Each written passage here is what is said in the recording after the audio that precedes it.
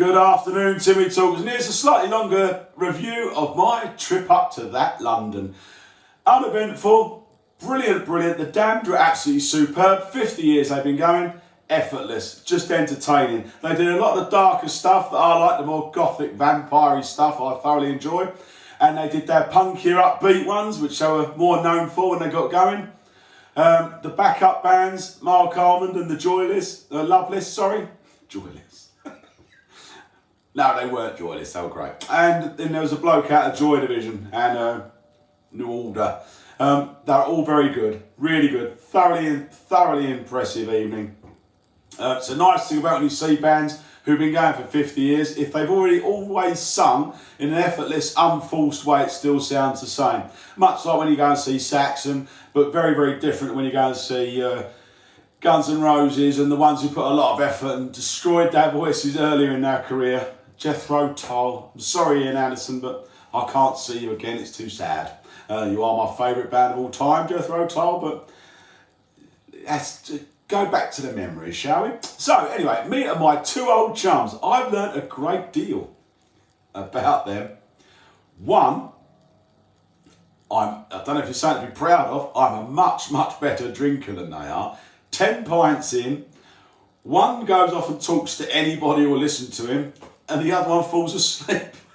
I felt like I could have driven home. I don't know if there's something to be proud of, or my liver just is much more efficient than it is for them.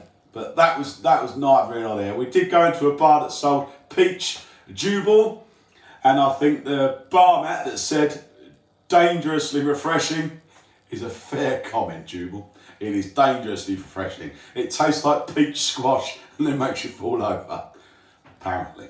Not me though, obviously. But it was really thoroughly enjoyed even. Nice to spend time with some old friends. Different friends. That's the whole point of life, is having different friends, different interests. My two friends got told off. They wouldn't stop fucking talking. I'm deaf. I could hear them over the band. No wonder they got told off, but they apologised. They made good friends with them after.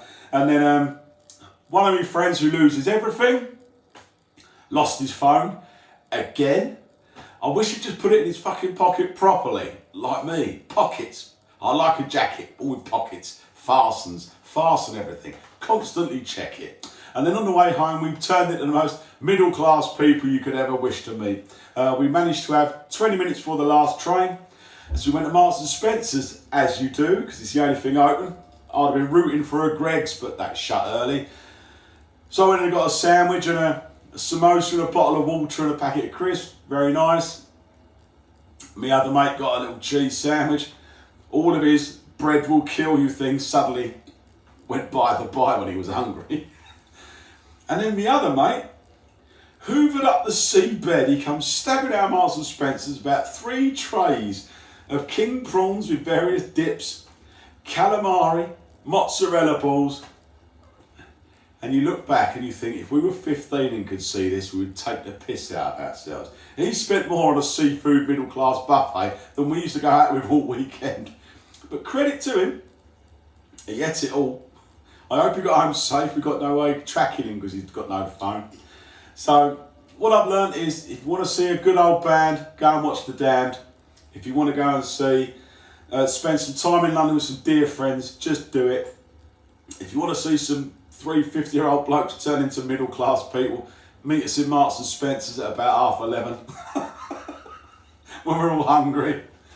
And but on the way home, it was obviously, with the elation of the evening, obviously you have that crushing down. Why haven't I been like this all the time? It's a learning process. Always worried about, I'll do that tomorrow, do that tomorrow. Please, people, don't do things tomorrow if you could do it today. You'll feel much better, and then you won't just be regretfully ruining things you've missed out on. But I'm past that now. Had a nice sleep. Sound a bit husky, that sound quite sexy. I should be charging you £1 a minute for a voice like this. Are you bad? Right, so yeah, that was brilliant. And today's song will be Love Will Tear Us Apart by Joy Division in honour of the support act last night. Did it very well.